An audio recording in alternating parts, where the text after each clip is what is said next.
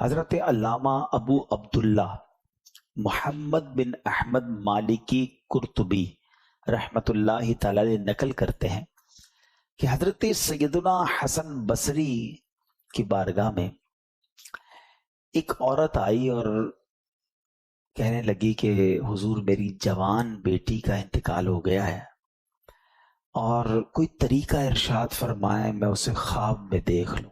حضرت حسن بصری رحمت اللہ تعالی علیہ نے اسے ایک عمل بتا دیا کہ یہ عمل کرو تو تم اپنی بچی کو خواب میں دیکھ لو گی۔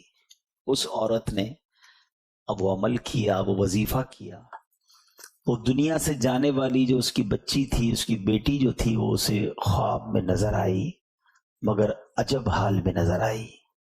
اس نے دیکھا کہ اس کے بدن پر تار کول کا لباس ہے، یعنی ڈامر کا لباس ہے، گردن میں زنجیر ہے اور پاؤں میں بیڑیاں ہیں، یعنی وہ اس کو عذاب ہو رہا تھا۔ ماں تھی اور اپنی بیٹی کی یاد میں تڑپ رہی تھی، مگر جب خواب میں اپنی بیٹی کو عذاب میں دیکھا، وہ ہیبت ناک منظر دیکھا تو کانپ اٹھی۔ دوسرے دن سیدنا حسن بصری رحمت اللہ تعالی کو خواب سنایا کہ حضور میری بیٹی تو اس حال میں ہے۔ آپ بڑے غمزدہ ہوئے۔ کچھ عرصے کے بعد سیدنا حسن بصری رحمت اللہ تعالی علیہ نے خواب میں ایک لڑکی کو دیکھا جو جنت میں ایک تخت پر اپنے سر پر تاج سجائے بیٹھی ہوئی ہے۔ آپ کو دیکھ کر وہ جو لڑکی تھی وہ کہتی، حضور آپ جانتے میں کون ہوں؟ میں اسی خاتون کی بیٹی ہوں جو آپ کے پاس آئی تھی اور میری ایسی حالت بتائی تھی۔ حضرت حسن بصری کہنے لگے کہ تم تو عذاب میں تھی، تمہاری ماں نے بتایا کہ تم تو بڑی تکلیف میں تھی، آج تو تم جنت کی نعمتیں لوٹ رہی ہو۔ تو وہ لڑکی نے جو جواب دیا ذرا غور سے سنیے گا۔ وہ لڑکی کہتی ہے کہ حضور قبرستان کے قریب سے ایک عاشق رسول کا گزر ہوا تھا، واقعی میں عذاب میں تھی، مگر میری قبر جس قبرستان میں تھی وہاں سے ایک عاشق رسول کا گزر ہوا اور اس عاشق رسول نے ایک درود پاک پڑھ کر قبر والوں کو ایصال ثواب کیا، یعنی ہمارے قریب سے گزرتے ہوئے اس نے درود پاک پڑھا۔ اللہ کریم نے اس کے درود شریف پڑھنے کی برکت سے ہم 560 قبر والوں سے عذاب کو دور کر دیا۔ اب ذرا غور کیجئے، میرے والد گرامی دنیا سے گئے، لیکن اور بھی بہت سارے لوگ ہیں جن کے دنیا سے رشتہ دار چلے گئے، قبرستان بھی ہم جاتے ہیں، لیکن یہ ایصال ثواب جو ہے نا، یہ بڑا کمال کا کام ہے۔ اور اللہ کی رحمت دیکھو کہ رب کریم نے ایک طریقہ باقی رکھا ہے اس کی رحمت نے، کہ جو چلے گئے، اللہ نہ کرے اگر گناہوں کی وجہ سے ان پر عذاب ہو رہا ہے تو ہم انہیں ثواب پہنچا سکتے ہیں، ہم انہیں نیکیاں پہنچا سکتے ہیں۔ اور ایسا پاسبل ہے کہ بندہ تو گناہگار گیا ہو، گناہگار ہو اور اس کی وجہ سے عذاب بھی ہو رہا ہو، مگر دوسرے مسلمانوں کی دعاؤں کی وجہ سے، ایصال ثواب کی وجہ سے اللہ ان کی قبروں سے عذاب کو دور فرما دے۔ اور ایک اور بات پتہ چلی کہ درود پاک کی کیا شان ہے۔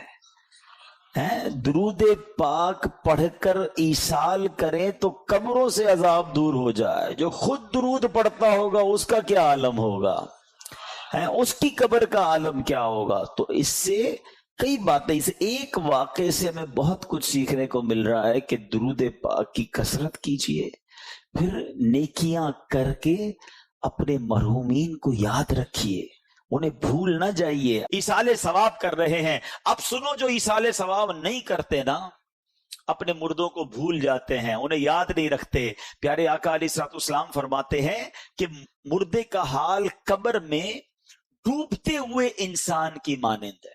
جب بندہ ڈوب رہا ہوتا ہے تو کیا حال ہوتا ہے کہ وہ شدت سے انتظار کرتا ہے کہ باپ یا ماں یا بھائی یا کسی دوست کی اسے دعا پہنچے، اور جب کسی کی اسے دعا پہنچتی ہے تو اس کے نزدیک، اس قبر میں جو مردہ ہے نا، اس کے نزدیک دنیا و ما فیہا، یعنی دنیا اور اس میں جو کچھ ہے سب سے بہتر ہوتی ہے۔ آقا فرماتے اللہ عز و جل قبر والوں کو ان کے زندہ متعلقین کی طرف سے ہدیہ کیا ہوا ثواب पहाड़ों की मानिंद अता फरमाता है। बाज़ औक़ात क्या हो सकता है किसी के ज़हन में ख्याल आता हो, यार सरकार की सारी उम्मत को पहुंचा, हमने ऐसे ही कह दिया, सिर्फ दुआ कर दी, एक फातिहा पढ़ ली, 3 बार सूरह इखलास पढ़ दी, उसे क्या मिल रहा है? सुनो, हदीस में आका फरमा रहे अल्लाह हदिया किया हुआ सवाब पहाड़ों की मानिंद अता फरमाता है। और जिंदों का हदिया क्या है मुर्दों के लिए? आका फरमाते हैं वो दुआए मगफिरत करना है। दुआ करते रहा करो, सरकार की सारी उम्मत के लिए किया करो, अपने मरहुमीन के लिए किया करो। और सुभान अल्लाह, अब आओ मैं आपको अरबों नेकियां कमाने का मौका भी बता देता हूं। रोजाना आप अरबों नेकियां कमा सकते हैं। नबी पाक अलैहिस्सलाम ने फरमाया, जो कोई तमाम मोमिन मर्द और औरतों के लिए दुआए मगफिरत करता है, अल्लाह अज़्ज़वजल उसके लिए हर मोमिन मर्द और औरत के एवज एक नेकी लिख देता है। जितने दुनिया में उतने नहीं, जितने गुजर गए। यानी आपने अगर दुआ की है कि या अल्लाह मेरा ये सवाब तमाम मोमिन औरतों और मर्दों को पहुंचा दे, उनकी मगफिरत फरमा दे, तो जितने मोमिन मर्द और औरतें हैं अल्लाह उनके बराबर एक एक नेकी आपके नामा अमाल में लिख देगा।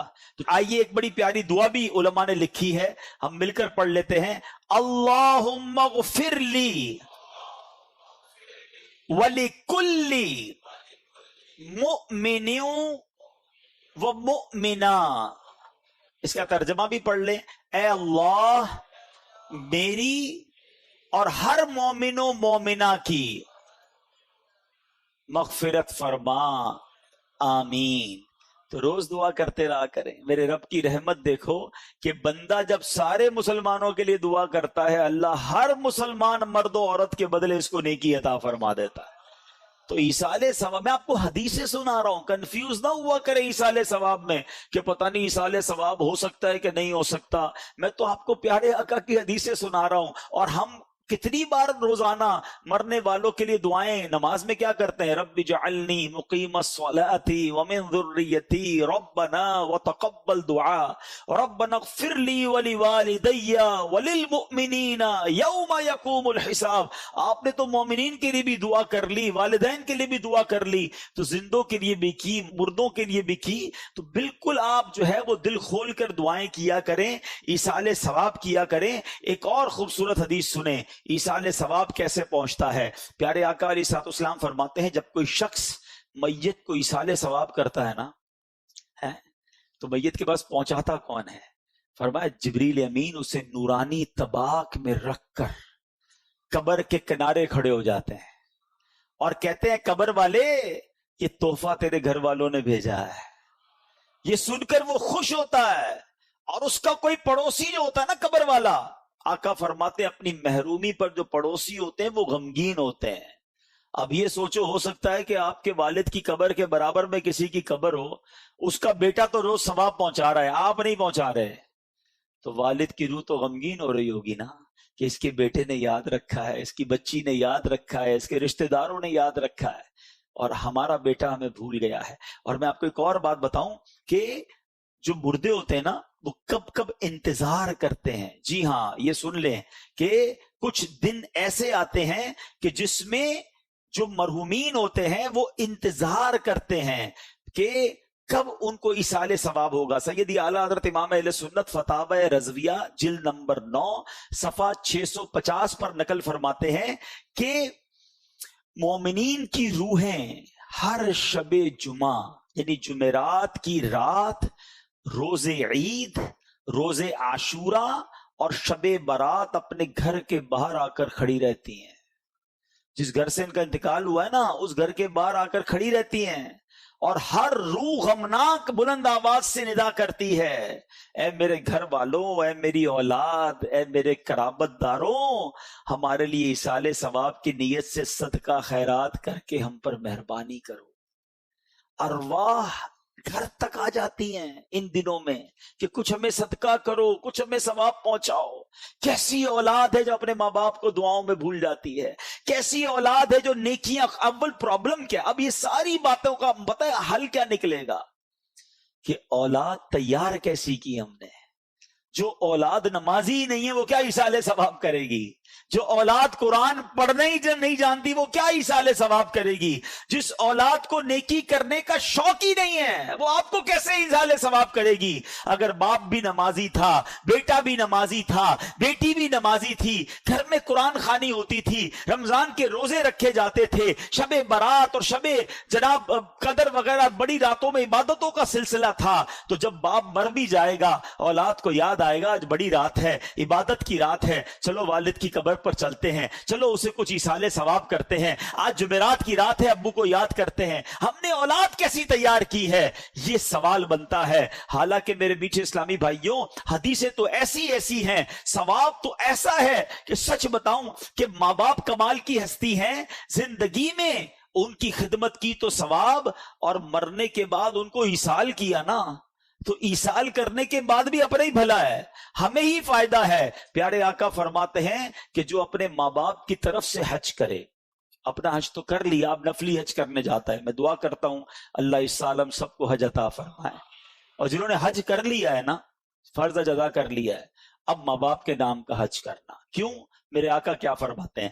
جو اپنے ماں باپ کے نام کا حج کرے، ماں باپ کی طرف سے تو حج ادا ہو جائے گا، حج کرنے والے کو مزید 10 حج کا ثواب ملے گا۔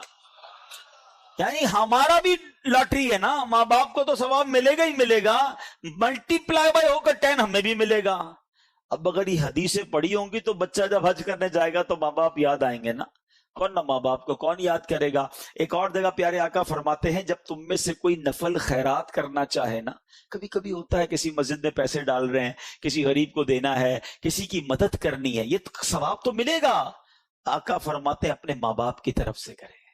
کیا خوبصورت شریعت ہے، کیا پیاری تعلیمات ہیں۔ صدقہ خیرات تو کرنا ہی ہے نا، کہ نیت کر لو یہ ماں باپ کی طرف سے ہے۔ نبی پاک فرماتے اس کا ثواب انہیں ملے گا، اور خیرات کرنے والے کے ثواب میں بھی کوئی کمی نہیں آئے گی، تمہیں بھی ثواب ملے گا، ماں باپ کو بھی مل جائے گا۔ سچ بتاؤ جب ماں باپ کو کوئی بیٹا روز ثواب پہنچاتا ہوگا، ان کی روح کتنی قبر میں خوش ہوتی ہوگی۔ بیٹے نے ظہر پڑھی ہے تو دعا کی ہے، عصر پڑھی ہے تو دعا کی ہے، تھوڑے پیسے خرچ کی ہیں تو ثواب پہنچایا ہے، جمعہ ہوا ہے تو قبر پر آ کر یاسین سنا کر گیا ہے، عمرے پر گیا ہے تو میرے نام کا عمرہ کیا ہے، حج پر گیا ہے تو مجھے نہیں بھولا، مزار پر گیا ہے تو مجھے یاد کیا ہے، کسی غریب کی مدد کی ہے تو مجھے یاد کیا ہے، میرے مرنے کے بعد میرے رشتہ داروں کا بھلا کر رہا ہے۔ یہ وہ کام ہیں جو کر کے ہم اپنے مرحوم والدین کی روح کو خوش کر سکتے ہیں۔ اور وہ بیٹا جو نماز نہ پڑھتا ہو، وہ بیٹا جو لوگوں کے ماں باپ کو گالیاں دیتا ہو، لوگ اس کی وجہ سے اس کے ماں باپ کو گالی دیتے ہوں، بتاؤ ان کے ماں باپ کی روح کتنی ان سے ناراض ہوگی۔ تو خدا را پیارے اسلامی بھائیوں، آج میں نے 3 جہتوں میں بیان کر کے یہ سمجھانے کی کوشش کی ہے۔ ماں باپ کی فرما برداری پر میں نے پہلے بھی بہت بیان کیے، ماں باپ کے فضائل پر بہت سارے علماء بیان کرتے ہیں، لیکن خصوصاً میں نے آج ماں باپ کی نافرمانی کے بارے میں آپ کو بتایا کہ اس سے ڈرتے رہنا، اس بات کو پکڑ لیں کہ زندگی میں کبھی ماں باپ ناراض نہیں ہونے چاہیے۔ سیکنڈلی ہم نے سنا کہ ماں باپ کے زندگی میں حقوق کیا ہیں، مرنے کے بعد حقوق کیا ہیں، اور پھر آخر میں ہم نے سنا کہ ایصال ثواب جو ہے اپنے مرحومین کو کرنے میں ہمارا ہی فائدہ ہے۔ ہمارے مرحومین انتظار کرتے ہیں کہ کب ہم انہیں ثواب پہنچائیں، اور جب ہم انہیں ثواب پہنچاتے ہیں تو سبحان اللہ مرحومین خوش کتنے ہوتے ہیں۔ ایک آخری وسوسہ اگر کسی کے ذہن میں ہے تو دور کر دیتا ہوں، حالانکہ میں نے صرف حدیثیں سنائی ہیں، میں نے کوئی بزرگوں کے اقوال نہیں سنائے، نبی پاک کی حدیثوں سے آپ کو بتایا کہ ایصال ثواب اور خاص طور پہ ماں باپ کے لیے ایصال ثواب کے کتنے فضائل ہیں۔ مگر آؤ ایک صحابی کا طرز عمل بھی بتا دیتا ہوں، ایک صدقہ جاریہ کا کام کرنے کا انداز بھی بتا دیتا ہوں۔ حضرت سیدنا سعد بن عبادہ رضی اللہ تعالیٰ عنہ، انہوں نے نبی پاک سے عرض کی، یہ حدیث سیاہ ستہ کی کتاب ابو داؤد شریف میں موجود ہے۔ عرض کرتے ہیں حضور میری ماں انتقال کر گئی ہے، میں ان کی طرف سے صدقہ یا خیرات کرنا چاہتا ہوں، کون سا صدقہ افضل ہے؟ پیارے آقا فرما دیتے ماں کا انتقال ہو گیا اب تو کچھ بھی نہیں ہو سکتا، نہیں، نبی پاک نے فرمایا پانی ہے، صدقہ کرنا ہے تو پانی۔ حضرت سعد نے کیا کیا؟ کنواں کھدوایا اور اعلان کر دیا ہذہ لأم سعد، یعنی یہ ام سعد کے لیے ہے۔ سنو یہ کنواں جو ہے پورے شہر کے اندر ام سعد کے کنویں کے نام سے مشہور ہو گیا. دو باتیں سیکھنے کو ملی. مرنے کے بعد ثواب پہنچتا ہے. دوسرا کیا سیکھنے کو ملا کہ اگر کسی چیز کا نام کسی کے نام کے ساتھ جوڑ دیا جائے تو یہ شرک نہیں ہو جاتا, یہ گناہ نہیں ہو جاتا, یہ سمجھانے کے لیے ہوتا ہے. یہ حدیث کے الفاظ میں نے بیان کر دیے. تو اگر آج کوئی کہتا ہے کہ جناب آج میرے گھر پہ غوث پاک کی نیاز ہے, تو کوئی ٹینشن لینے کی ضرورت نہیں ہے. غوث پاک کی نیاز کا مطلب یہ ہے کہ جو بکرا کٹے گا, جو جانور کٹے گا, وہ بسم اللہ اللہ اکبر کہہ کر ہی کٹے گا, وہ بسم اللہ غوث اعظم کہہ کر نہیں کٹے گا. ہاں, اب نیت یہ ہوتی ہے کہ یہ بکرا یا یہ جانور غوث پاک کو اس کا ثواب پہنچے, خواجہ غریب نواز کو اس کا ثواب پہنچے, میرے ماں باپ کو اس کا ثواب پہنچے. مجھے یہ سمجھ نہیں آتا, مریم مسجد بن سکتی ہے تو کوئی یہ کیوں نہیں کہتا کہ مسجد میں کیا مریم بی بی کو کوئی سجدے کر رہا ہے؟ نہیں یار, یہ میری ماں کے نام کی مسجد ہے, عبادت تو اللہ کو ہوتی ہے. مسجد کے نام صحابہ کے نام پر ہو سکتے ہیں, مسجدوں کے نام اپنے ماں باپ کے نام پر ہو سکتے ہیں, کسی کو ٹینشن نہیں ہوتی ہے. مگر جب اولیاء کرام کی نیاز کی بات ہوتی ہے تو ٹینشن شروع ہو جاتی ہے. تو سمجھ لو ٹینشن کچھ اور ہے, ورنہ بات انہیں بھی شاید سمجھ آتی ہے. تو مسجد تو عبادت کرنے لوگ جاتے ہیں, سجدہ کرنے جاتے ہیں. بریانی میں سجدہ تھوڑی ہوتا ہے. جب سجدے والی جگہ کا نام تم کچھ اور رکھ کے ٹینشن نہیں کریٹ کر رہے, تو کسی کی نیاز میں ہمیں کوئی آبجیکشن نہیں کرنا چاہیے. اور میں نے آپ کو حدیث سے سمجھا دیا کہ حضرت سعد رضی اللہ تعالیٰ عنہ نے کنواں کھدوایا اور مدینے شریف میں اعلان کر دیا کہ ام سعد کا کنواں ہے. صحابہ پانی پیتے رہے, کسی نے نہیں کہا یہ شرک ہے. تو ہم بھی امام حسین کا شربت پیتے رہیں گے اور وہ انشاءاللہ اس کی برکت لوٹتے رہیں گے. تو کبھی نیاز میں ایصال ثواب میں کنفیوز نہ ہوا کریں, دل و جان سے ایصال ثواب کریں. یہ مرحومین کو پہنچتا بھی ہے اور انشاءاللہ انہیں بھی پہنچے گا اور ہمیں بھی اس کا صدقہ جاریہ ملتا رہے گا. اللہ کریم ہمیں اپنے محرومین کے لیے خوب ایصال ثواب کرتے رہنے کی توفیق عطا فرمائے. کہ ایک بار نبی پاک علیہ الصلوۃ والسلام کی بارگاہ میں گناہگار شخص آیا. ذرا سنیے گا. کہ حضور میری بڑی خطا ہے, کیا میری توبہ قبول ہو سکتی ہے؟ نبی پاک نے اس سوال کے جواب میں کیا فرمایا؟ سوال کا تو جواب ہوتا ہے نا, سوال کا سوال تو نہیں ہوتا. مگر نبی پاک نے سوال پر سوال فرما دیا. وہ عرض کر رہا ہے کہ حضور میری توبہ کیسے قبول ہوگی؟ آقا فرماتے کیا تیری ماں زندہ ہے؟ کہتا حضور ماں تو نہیں ہے. فرمایا تیری خالہ ہے؟ کہ حضور ہاں خالہ ہے. فرمایا جا اپنی خالہ کی خدمت کر. خالہ کی خدمت پر گناہ معاف کیوں؟ ماں کی بہن ہے. یعنی اٹ مینز ماں اور باپ کا مرتبہ دیکھو. یہ زندہ ہیں, ان کی خدمت کرو. یہ چلے گئے تو ان کے رشتہ داروں کی خدمت کرو, ان کے دوستوں کا خیال رکھو, ان کی روح خوش ہو جائے گی تم سے. ایسے کام نہ کریں کہ جن سے ماں باپ کی روح قبر میں بھی پریشان ہو. اب آئیے آخر میں کچھ میں ایصال ثواب کے بارے میں. کیا خوبصورت ہماری شریعت ہے. کسی کو باپ کی یاد آئے, کسی کو ماں کی یاد آئے. آج دنیا میں کیا ہوتا تھا, ماں باپ ہوتے تھے تو کوئی سوٹ پیس لے جاتے تھے, کوئی فروٹ لے جاتے تھے, کوئی تحفے دے دیتے تھے. چلو امی ابو کو کہیں چکر لگانے لے جائیں, ان کا دل خوش ہو جائے, اللہ نے پیسے دیے چلو مدینے لے جائیں. اب تو نہیں لے جا پا رہے نا, اب تو چلے گئے وہ دنیا سے. اب کیا کر سکتے ہیں؟ تو اب بھی یہ کر سکتے ہیں کہ قرآن پڑھ کے انہیں تحفہ پہنچا دیں, اجتماع کر کے انہیں تحفہ پہنچا دیں, مسجد بنا کے انہیں ثواب پہنچا دیں. ہماری شریعت نے ایصال ثواب کا کیا شاندار نظام رکھا ہے. ایمان تازہ ہو جاتا ہے ان حدیثوں کو پڑھنے کے بارے میں. اللہ کے نبی علیہ الصلوۃ والسلام حضرت سیدنا ارمیہ کچھ ایسی قبروں کے پاس سے گزرے کہ جن پر عذاب ہو رہا تھا, قبروں میں عذاب ہو رہا تھا. کچھ عرصے کے بعد پھر گزرے تو عذاب ختم ہو چکا تھا.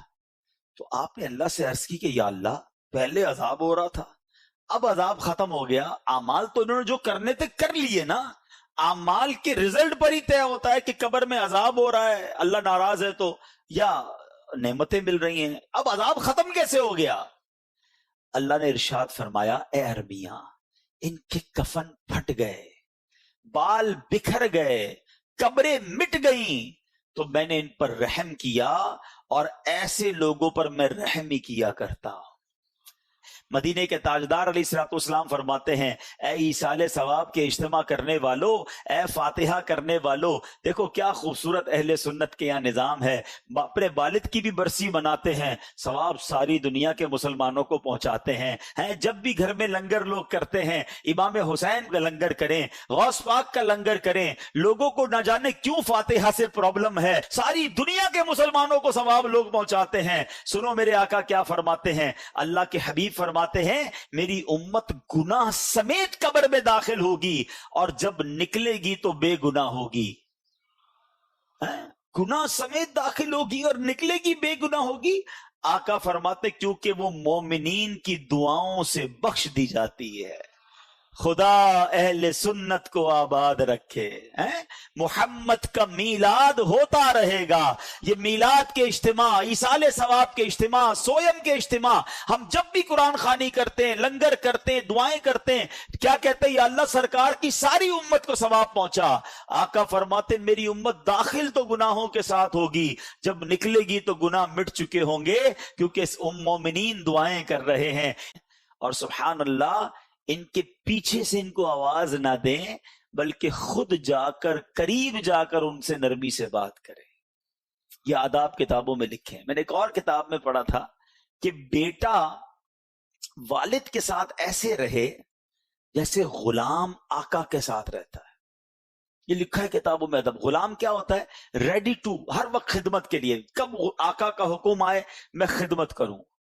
مگر آج حال یہ ہے کہ باپ غلام بنا ہوا ہے بیٹے کے آگے، کہ بیٹا میرا ذرا کام کر دے، نہیں ابا ٹائم نہیں ہے، بیٹا تھوڑے پیسے دے دے، نہیں میرے پاس پیسے نہیں ہیں، اچھا میرا بیٹا یہ میری بات نہیں، ابو آپ کو سمجھ نہیں پڑتی۔ باپ غلام کی طرح ڈرتے ڈرتے بات کرتا ہے۔ یہاں کیا لکھا کہ بیٹا نرمی سے ماں باپ سے بات کرے، ادب سے بات کرے، انہیں نام سے نہ پکارے۔ ادھر حال یہ ہے کہ باپ ڈر رہا ہوتا ہے کہ بیٹے کا موڈ صحیح ہے کہ نہیں، بات کروں کہ نہیں، کہیں بیٹے کو برا نہ لگ جائے۔ ماں بیٹی سے ڈر رہی ہے آج کے دور میں۔ تف ہے ایسی اولاد پر جن سے ماں باپ ڈر رہے ہیں۔ پہلی بات تو یہ چیک کر لو کہ آپ سے آپ کے ماں باپ کا بات کرتے ہوئے ڈرتے ہیں یا فلیکسیبل فیل کرتے ہیں۔ اس سے بڑی بری کیا بات ہوگی کہ میرے ماں باپ ہی مجھ سے ڈر رہے ہیں۔ ماں باپ سے تو مجھے ڈرنا ہے، ماں باپ کی ناراضگی تو مجھے خیال ہونا چاہیے۔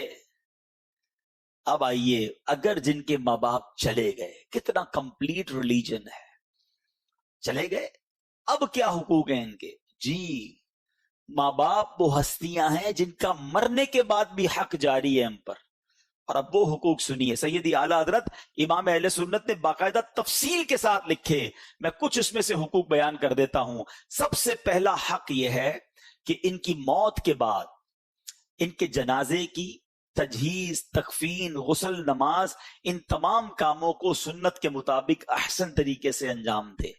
نمبر 2، ان کے لیے دعا و استغفار ہمیشہ کرتے رہنا، کبھی اس سے غفلت نہ کرنا۔ نمبر 3، صدقہ اور نیک اعمال کا ثواب انہیں پہنچاتے رہنا، اس میں کمی نہ کرنا۔ اپنے روزوں کے ساتھ ان کے بھی روزے رکھنا ہیں، یعنی نفلی روزے رکھے تو ماں باپ کے نام پہ بھی رکھ لیے کہ چلو اس کا ثواب بھی انہیں پہنچے۔ ان پر کوئی قرضہ ہو تو کوشش کر کے یہ قرضہ اتارنا۔ مجھے ایک واقعہ یاد آ گیا، پچھلے دنوں ایک واقعہ میں نے پڑھا کہ ایک شخص بہت بڑے مالدار شخص کے دروازے پر گیا، گاؤں سے آیا اور اپنے دوست کو کہا، اس دوست نے یہ واقعہ بیان کیا کہ میں نے یہ اپنی آنکھوں سے دیکھا۔ وہ اپنے اس بوڑھے گاؤں کے دوست کو ڈھونڈتے ڈھونڈتے ایک بہت بڑے سیٹھ کے پاس لے گیا۔ بولے تمہیں کیا کام ہے؟ کہا مجھے اس کے والد کے بارے میں کچھ بیٹے سے بات کرنی ہے۔ دروازہ کھٹکھٹایا، وہ سیٹھ تھا، بڑا آدمی تھا، دروازے پر آیا، بڑے روکھے انداز میں گیٹ پر ہی بات کر، جی فرمائیے کیا کام ہے؟ کہا بیٹا میں آپ کے والد کے گاؤں سے آیا ہوں اور میں آپ سے آپ کے والد کے بارے میں کچھ بات کرنا چاہتا ہوں۔ کہا ٹھیک ہے آئیے۔ بولا گھر میں نہیں لے گیا، گھر کے باہر ہی لان میں 2-3 کرسیاں لگی تھی، وہیں بٹھایا، کہ جلدی جلدی بتائیے کیا کام ہے؟ کہ بیٹا تمہارے والد کا جب سے انتقال ہوا ہے نا، روزانہ قبر پر کچھ لوگ آتے ہیں، تمہارے والد کو برا بھلا کہہ کے جاتے ہیں، کیونکہ تمہارے والد نے ان کے پیسے دینے تھے۔ بیٹا میں اس لیے آیا ہوں، مجھ سے رہا نہیں گیا، تمہارا والد میرا دوست تھا، واقعی ان لوگوں کے پیسے نکلتے ہیں، وہ بھی غریب ہیں لیکن تمہارے والد کو روز قبر پر آ کر بد دعا دے کر جاتے ہیں. ایسا کرو بیٹا، اپنے والد کا قرضہ ادا کر دو. وہ شخص جو ساتھ لے کر گیا تھا کہتا جب میں نے سنا تو میرے رونگٹے کھڑے ہو گئے، مگر وہ بیٹا کہتا ہے بابا جی میں کیوں پیسے دوں، میرے ابا نے مجھ سے پوچھ کے لیے تھے، آئندہ مجھے تنگ کرنے مت آنا، جاؤ ادھر سے. کہا حالانکہ پیسے بھی اتنے زیادہ نہیں تھے، کروڑ پتی تھا. اور وہ بوڑھا شخص کہتا ہے یہی وہ بیٹا ہے، یہی وہ اولاد ہے کہ اس کا باپ جب لوگوں سے پیسے لیتا تھا تو کہتا تھا اپنے بچوں کے لیے کام کرنا ہے. جن بچوں کے لیے اس باپ نے دوسروں سے قرض لیا، وہ اولاد اب اپنے والد کا قرض لوٹانے کے لیے تیار نہیں ہے. یہ کیسی اولاد ہے؟ یہ ہے آج کل کے ماحول کا المیہ کہ اولاد ماں باپ کی خیر خواہ نہ رہی. اور یہ وجہ دین سے دوری ہی تو ہے. میں تو دیکھیں آپ کو شروع سے دین بتا رہا ہوں، اللہ رسول کی باتیں سنا رہا ہوں، حدیثیں سنا رہا ہوں، قرآن کی آیتیں بتا رہا ہوں کہ شریعت یہ کہتی ہے ماں باپ کا قرض ادا کرنا یہ اولاد پر حق ہے. اگر اس کے پاس ہے، نہیں ہے تو الگ بات ہے. اگر ہیں اور ماں باپ پر قرض ہے تو ادا کرے. اور ماں باپ کی جائز وصیت کو پورا کرنا یہ بھی جو ہے وہ شریعت میں حق ہے ماں باپ کا اولاد پر. اس کام سے بچنا جس کام سے ماں باپ کو تکلیف زندگی میں ہوتی تھی. ماں باپ نے کسی کام سے منع کیا تھا، ہم نے کہا اب تو چلے گئے نا، اب کر لو. اگر ان کو اس وقت بھی یہ پسند نہیں تھا نا تو ان کے مرنے کے بعد بھی کوشش کرو نہ کرو، ان کی روح کو تکلیف نہ پہنچاؤ. کبیرہ گناہ، بہت سارے کبیرہ گناہ ہیں، لیکن جو بڑے کبیرہ گناہ بیان کیے نا نبی پاک علیہ الصلوۃ والسلام نے. اب بخاری شریف کی حدیث سنیں کہ اللہ کے حبیب علیہ الصلوۃ والسلام نے کبیرہ گناہوں کے متعلق فرمایا کہ کسی چیز کو اللہ کا شریک ٹھہرانا، یہ پہلا کبیرہ گناہ بیان فرمایا. سیکنڈ نمبر پہ نبی پاک نے کیا فرمایا؟ والدین کی نافرمانی کرنا. تیسرے نمبر پر فرمایا ناحق قتل کرنا. چوتھے نمبر پر فرمایا جھوٹی قسم کھانا. مسلم شریف کی حدیث میں پیارے آقا نے فرمایا کبیرہ گناہ کا جب ذکر ہو رہا ہے، کسی چیز کو اللہ کا شریک ٹھہرانا، والدین کی نافرمانی کرنا، ناحق قتل کرنا اور جھوٹ بولنا. علماء فرماتے ہیں کہ اتنے سارے کبیرہ گناہ ہیں، سب سے بڑا گناہ شرک ہے نا. اس شرک کے بعد دوسرا بڑا گناہ جہاں جہاں نبی پاک نے کبیرہ گناہ بیان کیے نا، ماں باپ کی نافرمانی بیان کیا. آپ سوچیں یہ کتنا بڑا گناہ ہے. لوگ کہتے ہیں یار ماں باپ تو بس ٹھیک ہے نا، ناراض ہو گئے تو کیا ہو گیا، بعد میں منا لیں گے. تمہیں کیا پتا وہ راضی ہوں گے کہ نہیں. تم نے آج دل دکھایا، کبھی بڑی آواز میں بات کی، کبھی ان کی بات نہ مانی، ہو سکتا ہے تمہاری وجہ سے وہ رو پڑے ہوں، تمہیں احساس نہیں ہے. حالانکہ شریعت یہ کہتی ہے، میں ابھی تھوڑی دیر کے لیے ماں باپ کے دل کو سائیڈ میں رکھ دیں، ٹھیک ہے نا، میں مسلمان تو ہوں نا، میں نے کلمہ پڑھا ہے، میں اللہ اور اس کے رسول کی بات مانوں گا تو میری مغفرت ہوگی. اللہ اور اس کا رسول یہ فرما رہے ہیں، شریعت یہ سکھا رہی ہے کہ اللہ کی بارگاہ میں شرک کے بعد جو سب سے بڑا گناہ بتایا گیا وہ ماں باپ کی نافرمانی بتایا گیا. اچھا، اللہ کریم نے جہاں اپنی اطاعت کا بیان کیا ہے، اپنی فرما برداری کا بیان کیا، کئی جگہوں پر اس کے فوراً بعد ماں باپ کی فرما برداری کا بیان کیا. تو علماء اس کی وجہ بیان کرتے ہیں کہ اللہ خالق حقیقی ہے، حقیقی معنوں میں پیدا کرنے والا رب ہے، اور والدین جو ہیں وہ سبب بنے کہ جن کی وجہ سے میں اور آپ دنیا میں آئے. تو خالق حقیقی کی عبادت پہلے ہے، خالق حقیقی کا شکر ادا کرنا پہلے ہے، اور اس کے فوراً بعد فرمایا کہ ماں باپ کا احسان مانو، ماں باپ کا حکم مانو، ان کی اطاعت کرو. بالکل اسی طرح خالق حقیقی کے ساتھ شرک کرنا سب سے بڑا گناہ ٹھہرا ہے، اس کے بعد بڑا گناہ ٹھہرا ماں باپ کی نافرمانی کرنا، ماں باپ کو ستانا. میں آپ کو آپ کی شریعت بتا رہا ہوں کہ ہمیں شریعت یہ کہتی ہے کہ اگر رب کو راضی کرنا ہے، اللہ کے حبیب کو راضی کرنا ہے، تو ماں باپ کو راضی کرنا ہے، ماں باپ کی نافرمانی نہیں کرنی ہے. اچھا، پھر پیارے آقا علیہ الصلوۃ والسلام فرماتے ہیں سب سے بڑا گناہ یہ ہے، بخاری شریف کی حدیث، صحیح بخاری کی حدیث، سب سے بڑا گناہ یہ ہے کہ کوئی اپنے والدین کو گالی دے. صحابہ نے کہا حضور کیا کوئی اپنے والدین کو گالی دے سکتا ہے؟ اچھا اس زمانے میں تو یہ پاسبل ہی نہیں تھا نا، اس زمانے میں تو کوئی سوچ ہی نہیں سکتا تھا، جبھی تو یہ سوال کیا گیا کہ حضور کوئی والدین کو گالی دے سکتا ہے؟ تو نبی پاک نے فرمایا آدمی کسی کے باپ کو گالی دیتا ہے تو وہ اس کے باپ کو گالی دے گا، تو کوئی آدمی کسی کی ماں کو گالی دیتا ہے تو وہ اس کی ماں کو گالی دے گا۔ اب ادھر غور سے سمجھیے گا بات کو، اس کا مطلب یہ ہوا کہ اس زمانے میں تو ایسا تھا ہی نہیں کہ کوئی ڈائریکٹ ماں باپ کو گالی دے۔ آج تو ایسے بھی بد نصیب ہیں جو اپنے ماں باپ کو ڈائریکٹ گالیاں دے رہے ہوتے ہیں۔ اچھا ماں باپ کو ڈائریکٹ نہیں دے رہے ہوتے نا، دوستوں میں بیٹھ کے دے رہے ہوتے، میرا تو باپ ہے ہی ایسا ہے، میری ماں تو ہے ہی ایسی، استغفر اللہ، اس کا عذاب کیا ہوگا؟ یہ تو نبی پاک نے ایک دوسری انداز بیان کیا کہ وہ کسی کے ماں باپ کو گالی دے تو وہ اس کے ماں باپ کو گالی دے۔ آج ایسا ہو رہا ہے، ماں بہن کی گالیاں دیتے ہیں، شوق سے دیتے ہیں، پھر دوسرے تمہاری ماں بہن کو گالیاں دے رہے ہیں۔ احساس ہی نہیں ہے کہ میری ان حرکتوں کی وجہ سے میری ماں کو گالی پڑ رہی ہے، میرے والد کو گالی پڑ رہی ہے۔ اور ایسا بھی ہوتا ہوگا کہ ماں قبر میں ہوگی اور تمہارے دوست تمہاری ماں کو گالی دے رہے تمہاری وجہ سے۔ ہونا کیا چاہیے کہ لوگ میری وجہ سے میرے ماں باپ کی تعریف کریں کہ یار بیٹا ایسا ہے تو باپ کیسا ہوگا، کیا تربیت کی ہے اس کے والد نے۔ میں کام ایسے کروں دنیا میں کہ لوگ میرے مرے ہوئے ماں باپ کی تعریف کریں، لوگ کہیں کہ یار کیا والد تھا جس نے ایسا بیٹا بنایا، کیسی ماں تھی جس نے ایسے بیٹے کو تربیت کی۔ لوگ کہتے ہیں یار ماں باپ نے تربیت کیسی کی اس کی طرف، ایسا بدماش، ایسا بدتمیز، ایسا جھگڑالو، اتنا تکلیف پہنچانے والا۔ وہ بچہ سوچے کہ تم نے زندگی میں بھی ماں باپ کو خوش نہیں کیا اور ماں باپ کی عزت بھی تم نے مرنے کے بعد بھی برباد کی، یعنی گویا ان کی روح کو قبر میں بھی تم نے تکلیف پہنچائی۔ خدارا زندگی ایسی گزارو کہ لوگ کم از کم مجھے دیکھ کر میرے ماں باپ کو دعائیں دیں، میری وجہ سے کوئی میرے ماں باپ کو برا بھلا، ارے مجھے برا بھلا کہہ لیں، میرے ماں باپ کو تو نہ کہے نا۔ یہ فکر ہونی چاہیے، میرا اور آپ کا کردار ایسا ہونا چاہیے کہ کوئی ہمارے ماں باپ کے بارے میں بیڈ ورڈز یوز نہ کرے۔ لیکن آج تو دھڑلے سے لوگ دوسرے کے ماں باپ کو برا بھلا کہہ رہے ہوتے ہیں، سامنے وہ اس کے ماں باپ کو گالیاں دے رہا ہوتا ہے۔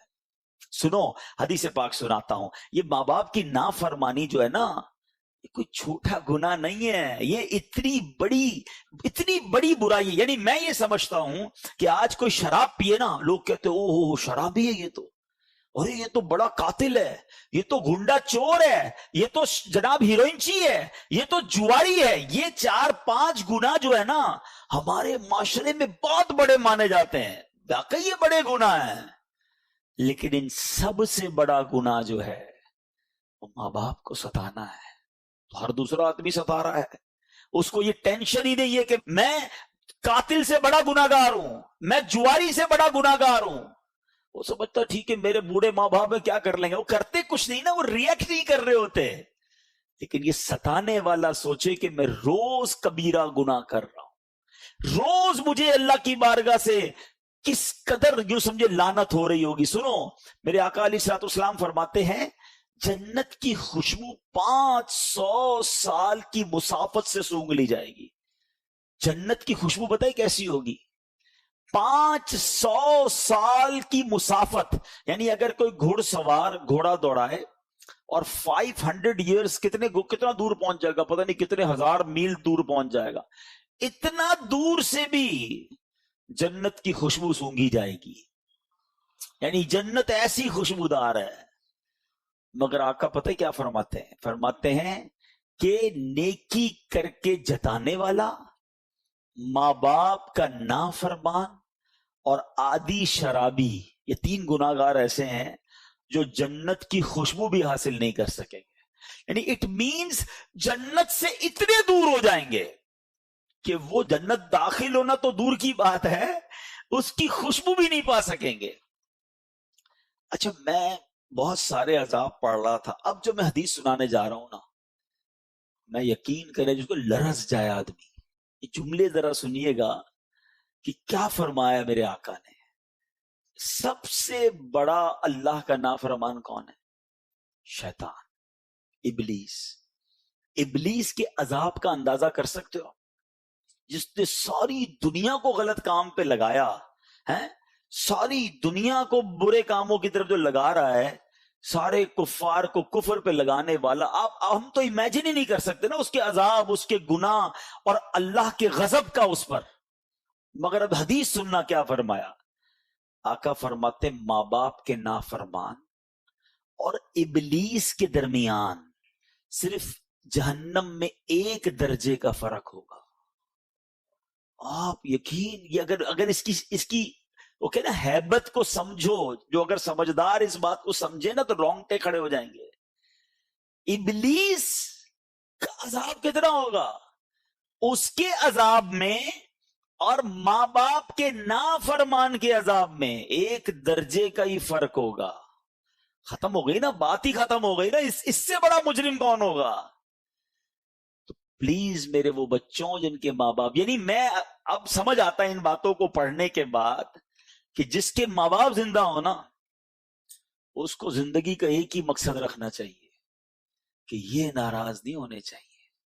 ہاں باقی سارے کام بعد میں ہیں، اگر یہ ہاں ماں باپ اگر اللہ کی نافرمانی کی بات کریں گے تو پھر ہم نہیں مانیں گے ان کی۔ دیکھیں یہ بھی ایک باؤنڈری شریعت ہی نے دی ہے کہ ماں باپ کی ہر بات مانیں گے، لیکن اگر ماں باپ اللہ کی نافرمانی کی بات کریں گے تو پھر ماں باپ کی نہیں مانیں گے، کیونکہ مجھے ماں باپ کی فرما برداری بھی اللہ کو راضی کرنے کے لیے کرنی ہے، تو اللہ کو تو ناراض نہیں کریں گے، لیکن اس کے علاوہ ہر بات میں بس ماں باپ راضی رہیں، کیونکہ یہ راضی ہو گئے رب راضی ہو جائے گا۔ ابھی آپ نے سنا نا کہ وہ بندے کی زبان پہ کلمہ ہی جاری نہیں ہوا، ایسی بہت ساری روایتیں ہیں کہ نمازی بھی تھے، روزہ دار بھی تھے، صدقہ دینے والے بھی تھے، ماں باپ ناراض تھے، آقا نے فرمایا کوئی عبادت قبول نہیں ہوگی۔ تو اس بات کو بٹھا لیں دماغ میں۔ یہ ہو گئی بات کچھ ماں باپ کے نافرمان کی سزا کے بارے میں۔ اب میں یہ بتانا چاہتا ہوں کہ ہماری شریعت ہمیں حقوق کیا بتاتی ہے۔ جن کے ماں باپ زندہ ہے نا، ان کو ماں باپ کے ساتھ رہنا کیسے ہے۔ سبحان اللہ۔ اب ذرا قرآن و حدیث کی روشنی میں کچھ مدنی پھول میں آپ کو پیش کرتا ہوں، پوائنٹ وائز ہیں، ہو سکے تو یاد کیجئے گا۔ نمبر 1، ان سے دل سے محبت کریں، یہ حق ہے ان کا۔ ایک تو یہ کہ بھائی یار اب کیا کریں بھائی، مولانا صاحب نے بیان کیا تھا، اچھے تو لگتے نہیں پھر بھی محبت کر رہے، نہیں، ان سے دل سے محبت کریں، یہ حق ہے ان کا۔ اچھا، ان کو نام سے نہ پکاریں بلکہ ان کو کنیت سے پکاریں جسے وہ پسند کرتے ہیں۔ اچھا چلیں ہمارے یہاں کنیت نہیں ہے تو اچھے نام ابو جان ہو سکتا ہے، بابا جان ہو سکتا، جو آپ کے یہاں عرف ہے، نام سے نہ پکاریں، ان سے پہلے نہ بیٹھیں، ان کے آگے نہ چلیں، حتی الامکان ان کے برابر میں بھی نہ بیٹھیں۔ یہ ماں باپ کے آداب لکھیں کتابوں میں۔ اگر وہ تشریف لائیں تو ان کے لیے تعظیماً کھڑے ہو جائیں، ان کو عزت کی جگہ بٹھائیں، ہو سکے تو اپنی چادر بچھا کر انہیں بچھائیں، چہرے کی بشاشت اور خندہ پیشانی کے ساتھ ان سے بات کریں۔ منہ چڑھا ہوا ہے، موڈ آف ہے، اچھا چلو بولو، چلو چلو جلدی جلدی بات کرو، ٹائم نہیں ہے۔ ماں باپ کے ساتھ ایسے بات کرتا ہے، آپ فریش، خشاشت بشاشت ہو، خندہ پیشانی کے ساتھ ان سے بات کریں۔ اچھا فرمایا اپنی بات احسن انداز میں عرض کریں، نہ مانے تو خاموش ہو جائیں، ضد نہ کریں، اپنی بات رکھیں کہ میں یہ کرنا چاہتا ہوں، کیا آپ کی اجازت ہے؟ مان گئے تو ٹھیک ہے، ضد نہ کریں، ناراض ہوئے بغیر ان کی بات قبول کریں، اگر ان کو بھوک لگے تو کھانا کھلائیں، کپڑے نہ ہوں تو کپڑے پہنائیں، ان کی خدمت کریں اگر ان کو ضرورت ہو، اگر ان کا حکم خلاف شرع نہ ہو، شریعت کے خلاف نہیں، فوراً پورا کریں۔ کھانے پینے ساتھ بیٹھے نا، ان سے پہلے پہل نہ کریں، ہمیں تو کھلائے ماں نے، ابو نے کہا بیٹا تم کھا لو، حالانکہ شریعت یہ کہتی ہے کہ اگر یہ ساتھ بیٹھیں کھانا شروع نہ کریں جب تک ماں باپ شروع نہ کریں۔ فرمایا ان کے لیے رحمت اور مغفرت کی دعا کریں، ان کی عزت اور ان کا احترام کریں، ان کو خوش کرنے والے کام کریں، باپ کے ہاتھ چومیں اور ماں کے قدم چومیں۔ فرمایا ہر کام میں ان سے مشورہ کریں، لوگوں کے سامنے ان کی تعریف کریں، ان کے دوست احباب سے خوش دلی کے ساتھ پیش آئیں۔ ماں باپ سے تو آئیں ان کے دوستوں سے بھی خوش دلی سے پیش آئیں. باپ کی جو نافرمانی ہے، ماں باپ کا جو دل دکھانا ہے، ماں باپ کو جو تکلیف پہنچانا ہے، شاید لوگ اس کو کوئی بڑا معاملہ نہیں سمجھ رہے. اور آج کل ماں باپ بڑے پریشان ہیں. آج کل بچوں کو اس بات کا احساس ہی نہیں ہے کہ اگر ماں باپ تکلیف میں ہیں تو ہمارا کیا بنے گا، ہمیں کتنا بڑا گناہ ملے گا. یا کوئی نارمل سی بات ہے کہ ٹھیک ہے ماں باپ رات کو جاگ رہے ہیں، بچہ نہیں آ رہا، ماں باپ کو جواب نہیں دے رہا، ان کی بات نہیں مان رہا، ان کے دل میں تکلیف پہنچا رہا ہے، یا اللہ نہ کرے اس سے بڑھ کر ماں باپ کو برا بھلا کہہ رہا ہے، ماں باپ سے لڑ رہا ہے. یہ کتنا بڑا گناہ ہے اور اس کے کانسیکوینسز کیا کیا ہیں، شاید اس طرف توجہ نہیں. تو شروع میں انشاءاللہ ماں باپ کی نافرمانی کس قدر برا عمل ہے اس پر کچھ بات کریں گے. پھر ماں باپ کے حقوق، شریعت ہم پر کیا لاگو کرتی ہے کہ ہمیں ماں باپ کے ساتھ رہنا کیسے ہے، اور اس کے بعد ہم انشاءاللہ کچھ ایصال ثواب پر بات کریں گے، کیونکہ ہمیں پتہ چلے کہ جن کے ماں باپ حیات ہیں انہوں نے ماں باپ کے ساتھ کیسے رہنا ہے، اور جن کے چلے گئے ہیں اب کیسے ایصال ثواب کے ذریعے ہم ان کی گویا ہیلپ کر سکتے ہیں، ان کو تحفے بھجوا سکتے ہیں. حضرت عبداللہ رضی اللہ تعالیٰ عنہ فرماتے ہیں کہ ہم نبی پاک علیہ الصلوۃ والسلام کی بارگاہ میں حاضر تھے کہ ایک آدمی آیا اور عرض کرنے لگا کہ حضور ایک نوجوان ہے اور آخری اس کی زندگی کے لمحات ہیں، سکرات کا عالم ہے، ہم اسے کہتے ہیں لا الہ الا اللہ پڑھ، وہ پڑھ نہیں پا رہا، اس کی زبان پر حضور کلمہ جاری نہیں ہو رہا ہے. حضور نے فرمایا کانا یصلی، کیا وہ نماز پڑھتا تھا؟ آنے والے نے عرض کی جی حضور وہ نماز پڑھتا تھا. تو آقا علیہ الصلوۃ والسلام اس کے ساتھ تشریف لے گئے، اور نبی پاک جب وہاں گئے تو آپ نے نوجوان کے پاس جا کر فرمایا قل لا الہ الا اللہ، یعنی اے نوجوان کہو لا الہ الا اللہ. اس نے عرض کی لا استطیع، حضور میں نہیں کہہ پا رہا، میں نہیں کہہ سکتا. فرمایا لما، کیا وجہ ہے، کیوں نہیں کہہ پا رہا؟ تو کسی نے عرض کی کان یعق والدتہ، کہ حضور یہ اپنی ماں کی نافرمانی کرتا تھا. نبی پاک نے فرمایا کیا اس کی والدہ زندہ ہے؟ لوگوں نے عرض کی جی ہاں حضور اس کی ماں زندہ ہے. نبی پاک نے فرمایا اسے بلاؤ. والدہ آئیں، حاضر ہوئیں. نبی پاک علیہ الصلوۃ والسلام نے فرمایا کیا یہ تمہارا بیٹا ہے؟ عرض کیا جی حضور یہ میرا بیٹا ہے. آقا فرماتے ہیں تمہارا کیا خیال ہے اگر بہت بڑی آگ بھڑکائی جائے اور تمہیں کہا جائے کہ اگر تم اس کی سفارش کرو تو اسے چھوڑ دیتے ہیں ورنہ اسے آگ میں جلائیں گے، کیا تم اس کی سفارش کرو گی یا جل جانے دو گی؟ دیکھو یہ ہوتی ہے ماں. والدین کمال کے لوگ ہوتے ہیں، ان کو ستاؤ، تکلیف پہنچاؤ، لیکن جب بچے کو تکلیف پہنچنے لگتی ہے تو وہ اپنی تکلیف بھول جاتے ہیں. وہ ماں کہتی ہے یا رسول اللہ، آقا اب تو میں اس کی سفارش کروں گی. نبی پاک فرماتے ہیں تو اللہ عز و جل اور مجھے گواہ بنا کر کہو کہ تم اس سے راضی ہو. وہ ماں عرض کرتی ہے یا اللہ عز و جل میں تجھے اور تیرے رسول کو گواہ بناتی ہوں کہ میں اپنے بیٹے سے راضی ہوں. نبی پاک نے اب اس نوجوان سے فرمایا اے لڑکے کہو لا الہ الا اللہ وحدہ لا شریک لہ واشہد ان محمدا عبدہ ورسولہ. نوجوان نے نبی پاک کے پیچھے یہ سارے الفاظ دہرا دیے، اس کی زبان پر کلمہ جاری ہو گیا. پھر میرے آقا نے فرمایا الحمدللہ الذی انقذہ بی من النار. آقا فرماتے سب تعریفیں اللہ عز و جل کے لیے جس نے میرے وسیلے سے اس نوجوان کو دوزخ سے بچا لیا. میرے پیارے اسلامی بھائیوں، پتہ یہ چلا کہ ماں باپ ناراض ہونا تو مرتے وقت زبان پر کلمہ بھی جاری نہیں ہوتا. ایمان سے بڑھ کر تو کچھ نہیں ہے نا ہمارے پاس. اگر ایمان ہی چلا گیا تو پھر کیا بچے گا؟ تو جن اسباب، ریزنز بیان ہوئے احادیث میں کہ جن چیزوں کی وجہ سے ایمان برباد ہو سکتا ہے، ان ریزنز میں احادیث میں والدین کی نافرمانی بھی ہے. لیکن کیا ہم نے اس بارے میں کچھ سوچا؟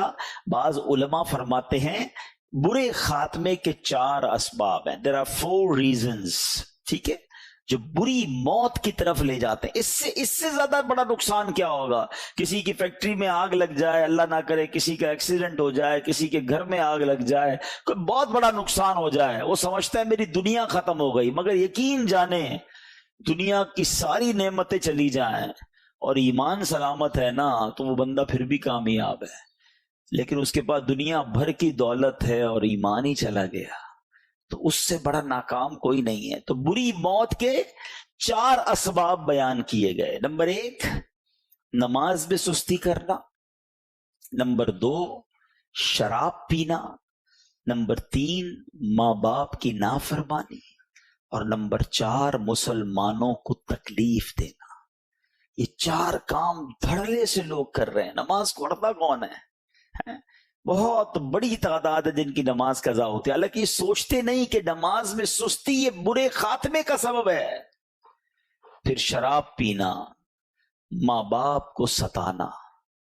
پلیز جن کے ماں باپ ہیں نا، ماں باپ کی خدمت کو ہلکا نہ لیں اور ماں باپ کی ذات کو بھی کوئی چھوٹی ذمہ داری نہ سمجھیں. ناراض ہو گئے نا تو رب بھی ناراض ہو جائے گا.